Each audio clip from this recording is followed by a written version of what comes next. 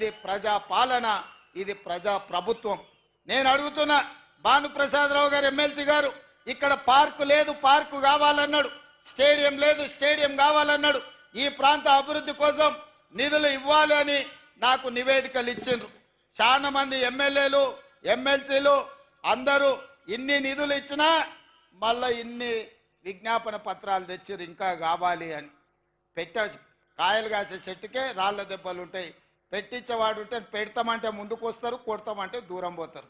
ఇవాళ మనం పెడతాం అంటున్నాం కాబట్టి, వడ్డిస్తాం అంటున్నాం కాబట్టి మీరందరూ దగ్గరకు వచ్చిండ్రు, ఈ వినతి పత్రాలు ఇచ్చిండ్రు.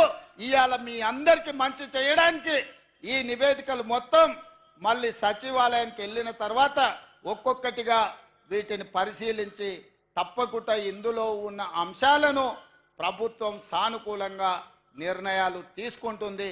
ఇచ్చిన నివేదికలు ఇవి చదివితే రేపు ఉదయం దాకా ఇవే చదవాల్సి వస్తుంది. కాబట్టి మొత్తంగా గంప గుత్తగా మీకు ఒకటే మాట ఇస్తున్నా, మిత్రులు ఇచ్చిన నివేదికలు అన్నీ కూడా మా అధికారులకు, మా చీఫ్ సెక్రటరీ గారికి ఇచ్చి పెద్దపల్లి ఉమ్మడి జిల్లాకు, పెద్దపల్లి పార్లమెంటు నియోజకవర్గానికి కావలసిన నిధులను ఇచ్చే బాధ్యత ప్రేమ్ సాగర్ రావు గారు, సత్యనారాయణ స్వామి మా టెంపుల్ కూడా నిధులు కావాలన్నాడు. మా బట్టి గారికి నేను సూచన చేస్తున్నా, సాగర్ అన్న పెద్దగా అడిగింది లేదు కాబట్టి ఖచ్చితంగా ఎంతో కొంత మనం దేవుడికి నిధులు ఇవ్వాల్సిందే. ఎందుకంటే ఆయన ఏం పెద్దగా అడిగే టైప్ కాదు. ఆదిలాబాద్ దత్తత తీసుకోమన్నాడు.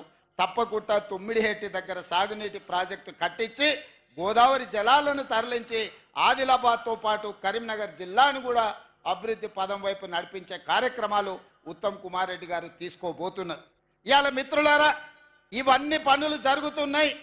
ఇవన్నీ ఈరోజు మనం ఇక్కడ కూర్చొని మాట్లాడుకుంటున్నాం. మీరు అడగగలుగుతున్నారు, మీరు విజ్ఞప్తి చేయగలుగుతున్నారు అంటే ఈనాడు తెలంగాణ రాష్ట్రంలో ప్రజా పాలన ఉంది, ప్రజా ప్రభుత్వం ఉంది.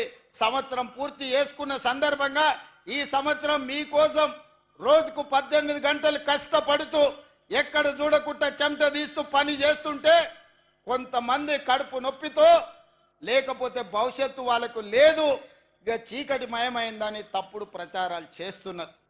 పెద్దలు కొంతమంది కలిస్తేనే ఏమున్నారా మీరు చేసింది కూడా చెప్పుకోలేకపోతున్నారు. 10 ఏళ్ళు మోసం చేసినోడే ఇవాళ బజార్ల మీదకి వచ్చి మీరేం చేయలేదని మిమ్మల్ని అంటున్నారు. 10 ఏళ్ల పాలనను 10 నెలల పాలనను పోల్చి చూసుకోండి అని మీ ప్రజలకు చెప్పాలి కదా. మీ కార్యకర్తలు కూడా ఎక్కడికక్కడ విశ్రాంతి తీసుకుంటున్నారు, చెట్టు కింద మంచిగా దుప్పటి కప్పుకొని నిద్రపోతున్నారు. ఏందని పెద్ద మనుషులు అడుగుతారు. అంటే నేను అన్నా, మేము 10 ఏళ్ళు ఎన్నో కేసులు కట్టుకున్నాం, ఎంతోమంది జైల్లోకి పోయినాం. ఈ జెండా మోసి భుజాలు కాయలు కాసి ప్రాణాలు కోల్పోయిన మా కార్యకర్తలు ఇవాళ సేద తీరుతున్నారు, వ్యవసాయం మీద దృష్టి పెట్టినరు, ఉద్యోగ ఉపాధి అవకాశాల కోసం ప్రయత్నం చేస్తున్నారు. అంతే తప్ప శత్రువు ఏం చేస్తున్నాడో చూడక కాదు, చూస్తాం ఖచ్చితంగా. 10 నెలల పాలన మీద వాళ్ళు చేసిన విష ప్రచారం డిసెంబర్ 1 నుంచి డిసెంబర్ 9 వరకు 10 రోజులు వాళ్ళు చేస్తున్న విష ప్రచారాన్ని తిప్పి కొట్టి చరిత్రను తిరగ రాస్తామని చెప్పడం జరిగింది. దానికి ఉప ముఖ్యమంత్రి వర్యులు బట్టి విక్రమార్క గారు ఈరోజు బాధ్యత తీసుకొని ముందుకు నడిపిస్తున్నారు. మిత్రులారా, ఈ వేదిక మీద నుంచి తెలంగాణ 4 కోట్ల ప్రజలు నేను అడగదలుచుకున్నా. ఆనాడు 1200 మంది విద్యార్థులు ఆత్మ బలిదానాలు చేసుకున్నది. తెలంగాణ రాష్ట్రంలో నెలల కొద్దీ నిరసన తెలుపుతూ, రాస్తారోకలు చేస్తూ, వంట వార్పు చేస్తూ పిల్లలు ప్రాణాలు ఇచ్చి తెలంగాణ రాష్ట్రం తెచ్చుకున్నది ఎందుకు అని నేను అడుగుతున్నా. ఇవాళ 10 సంవత్సరాలు